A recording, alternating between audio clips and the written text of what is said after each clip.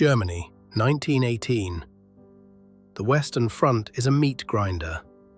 The Empire's answer is the K-Wagen, 120 tons of riveted steel, powered by two Daimler six-cylinder marine engines producing around 650 horsepower in total. It was designed to crush trenches simply by driving over them. Standard tank designers couldn't build it. The military had to hire bridge engineers to construct the 12-meter frame. They packed the sides with four 77mm fortress guns. It required a massive crew of 27 men to operate. Inside, it was pure industrial hell. Heat, fumes, vibration and noise would have made the vehicle almost unbearable to operate. The mechanical roar was so deafening, the commander was expected to give orders through electric signal lights with fire control compared to that of a naval vessel. But physics is brutal. 120 tons shattered any road. The hull had to be built to split into 6 separate sections. The plan was to ship the sections by rail and reassemble the vehicle near the front before deployment. They never got the chance. 2 hulls were nearly finished when the war ended. The Versailles Treaty demanded their execution. Allied inspectors watched as blowtorches cut the giants into scrap, but the French took notes. France, 1921. Meet the Char 2C. 69 tons of steel. It was the only super-heavy tank of the era to actually enter active production. 10 of these land battleships rolled off the assembly line. For the early 1920s, its 45mm of armor made it a terrifyingly well-protected machine. To solve the blind spot problem, engineers installed spinning stroboscopic cupolas. Slits cut into rotating steel cylinders allowed the commander to see out without taking a bullet to the face. Each tank was named after a French region. They were pure propaganda tools, but the armor hid a fatal math problem. The Char 2C crawled at 15 kilometers per hour. It carried around 1,260 liters of fuel for roughly 150 kilometers of range, more than 8 liters per kilometer. By 1940, the Blitzkrieg changed the rules. When the German armor pushed in, the French couldn't even drive them to the fight. Stuck on blocked railway lines, the crews rigged their own 69-ton tanks with explosives and blew them to pieces. The French giants died without firing a shot. Now look across the Channel. In Britain, World War I veterans watched the conflict restart. They thought the mud and trenches were coming back, and they demanded a new 81-ton monster. Britain, 1940. The TOG-1. 81 tons of heavy steel. Designed by the old gang, the exact same engineering committee that built the very first tanks back in 1916. Its 10-meter hull was designed to cross trenches, shell-torn ground, and broken battlefield terrain. Inside, it was a radical experiment. A 600-horsepower diesel engine didn't drive the tracks. It powered 2 massive electric generators. Each track had its own independent electric motor. No heavy mechanical gearbox needed. But innovation has a brutal learning curve. The electric drive strained badly under the vehicle's weight, causing persistent transmission and track problems. The system constantly overheated, blowing fuses and leaving the massive hull paralyzed in the dirt. Top speed was only around 14 kilometers per hour.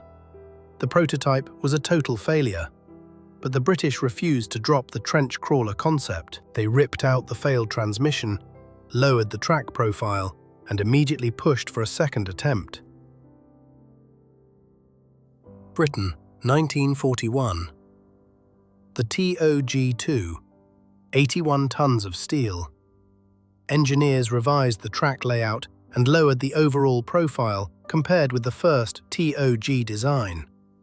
They mounted a massive turret directly on top of the hull. It was eventually fitted with a large turret associated with powerful British anti-tank gun development, most commonly described with the 17-pounder in museum references. 76.2 millimeters of heavy anti-tank firepower, capable of cracking standard German armor. Guarded by 114 millimeters of steel, the interior volume was so massive the crew could literally stand up and walk around the engine bay. The gun hit hard, the armor held up, but the expected trench warfare never materialized. Mobile tank battles in North Africa demanded speed and range. The TOG-2 topped out at just 13 to 14 kilometers per hour. It was a massive steel box with zero strategic mobility. The project was scrapped. The sole prototype survived and sits in a museum today. But while the British finally realized land battleships were dead, halfway across the world, Germany completely ignored the limits of engineering. Germany, 1944. The Panzer VIII Maus, 188 tons of solid steel. It remains the heaviest, fully enclosed armored fighting vehicle ever built. 2 hulls were built, but only one had the real turret fitted. It was a rolling bunker, protected by 200 millimeters of frontal steel and armed with a 128 millimeter main gun. Standard transmissions would instantly shatter under the 188-ton load, so engineers installed a complex hybrid electric drive. A 1,080 horsepower aircraft engine powered massive electrical generators which drove the tracks. But physics doesn't negotiate. Since normal bridges could not carry it, engineers developed a submerged river crossing concept, where one Maus would receive electrical power from another vehicle on the bank. When Soviet forces approached, the Germans sabotaged the usable prototype rather than let it be captured intact. The heaviest tank in history died without firing a shot in anger. But even as the Maus proved too heavy, German factories were already cutting steel for a slightly lighter 140-ton alternative. Germany, 1944. The E-100, 140 tons of raw steel. Designed within Germany's late-war Entwicklung series, which aimed to rationalize and standardize future armored vehicle production. Working under relentless bombing, engineers managed to complete a single massive chassis. It was conceived as a simpler alternative to the Maus within Germany's late-war super-heavy program. They ditched the heavy, failure-prone electric drive for a standard mechanical transmission. Protected by 200 millimeters of sloped frontal armor, it was designed to carry a 128 millimeter or even a 150 millimeter gun on a simpler, slightly lighter platform. But logistics always wins. The German war machine was starved of resources. The single, unfinished chassis was captured near Paderborn, with major mechanical components fitted, but without turret, armament, and full completion. The British transported it to Britain for examination before it was eventually scrapped. The German super-heavy dream collapsed, but the Americans had their own brutal math problem. They had to crack the Siegfried Line bunkers, and they needed 86 tons of armor to do it. United States, 1945. The T28 super heavy tank, 86 tons of armor, engine, tracks, and steel structure. Officially designed as an assault gun to shatter heavy concrete fortifications. The US military ordered 5, but only 2 prototypes were ever built. Engineers deleted the turret completely to save weight.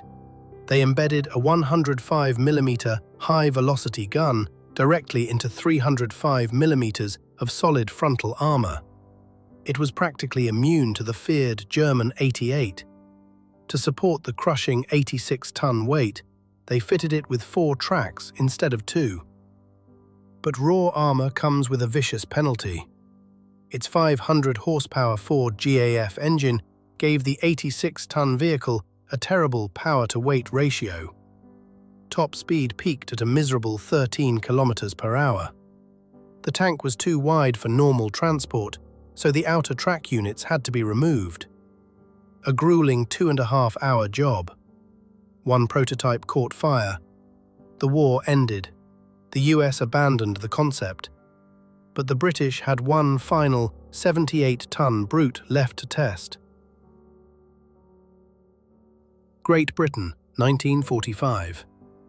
The A39 Tortoise, 78 to 79 tons of armor and machinery, designed not as a standard tank, but as a heavy assault vehicle to crack heavily fortified defensive lines.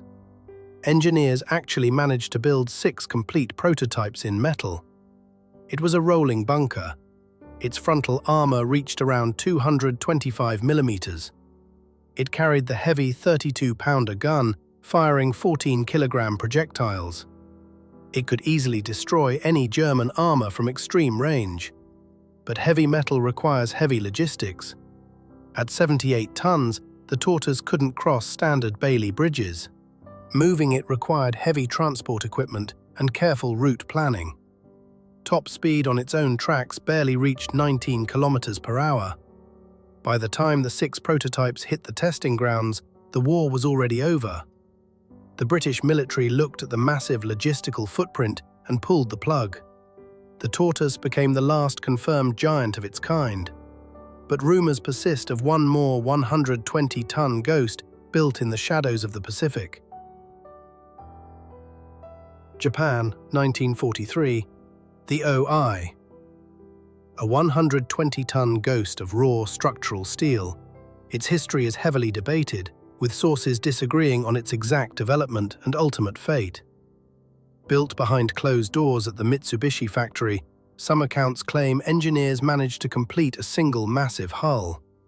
The theoretical design called for 150 millimeters of frontal armor to protect a multi-turret layout. To move this steel bunker, plans suggested cramming 2 modified BMW-licensed V12 aircraft engines inside, pushing out 550 horsepower each. The objective was a mobile fortress to counter Soviet forces in Manchuria.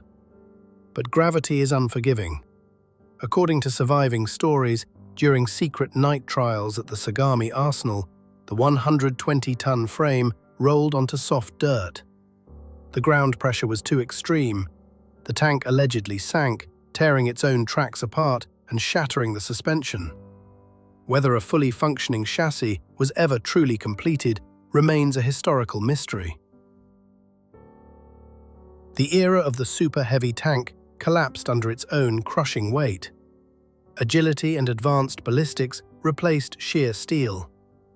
Leave your verdict below.